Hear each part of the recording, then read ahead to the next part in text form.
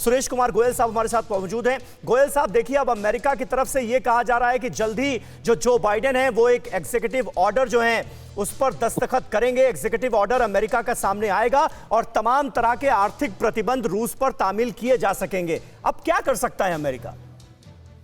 देखिए, इतना तो पक्का ही है कि रशिया के ऊपर, पास के ऊपर जितने भी सैंक्शंस हो सकते हैं, सैंक्शंस लगेंगी।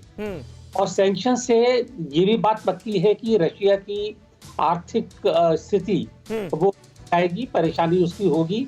लेकिन खाली आर्थिक स्थिति की वजह से मुझे नहीं लगता कि रशिया अपने कदम पीछे हटाएगा। अब आर्थिक सैंक्शंस के बाद में, आर्थिक प्रतिरोध के बाद में सवाल पैदा होता है, क्या अमेरिका नेटो के थ्रू मिलिट्री एक्शन लेगा या नहीं लेगा। सबका सवाल नेटो का है कि मिलिट्री एक्शन कितना आगे जाएगा।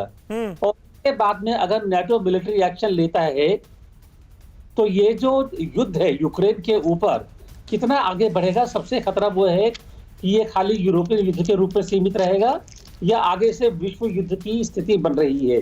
तो अभी कहना बहुत मुश्किल है, लेकिन परेशानी वाली स्थिति है, गंभीर स्थिति है। इसके ऊपर अभी हम खाली देखने के अलावा और विचार करने के अलावा बस ये कहते हैं कि अगर पुतिन और बाइडेन की आपस में किसी चीज के ऊपर सहमति बनती है ताकि युद्ध के कगार से ये पीछे हट जाए, तो यही सबसे बेस्ट सॉल्यूशन होगा। लेकिन अभी कहना बहुत मुश्किल है। अभी कुछ भी कहना बहुत मुश्किल है। लेकिन सवाल यह भी है यशमोहन साहब, क्या यूएन भी देखता रहेगा? क्योंकि यूएन के मंच से यूक्रेन ने यह साफ तौर पर बताने की कोशिश की है कि रूस का यह हमला बर्दाश्त नहीं किया जाएगा, किसी भी हिस्से को हम लेने नहीं देंगे।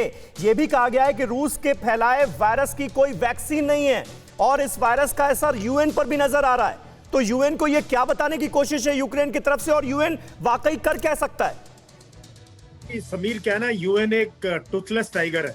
यूएन में वो काबिलियत है ही नहीं कि वो कोई एक्शन ले सके, बिकॉज जो P5 है उसमें रशिया एक इंपॉर्टेंट मेंबर और चाइना है, तो दोनों के दोनों तो एक पाले में खड़े हुए हैं। तो यूएन से गुहार लगाना except making headlines in newspapers कुछ होने वाला नहीं है। ना यूएन कोई फोर्स भेज सकता है, ना यूएन कुछ कर सकता है। और यूएन में काबिलियत भी नहीं आजकल अभी करने की, यूएन में वो दम भी नहीं रहा।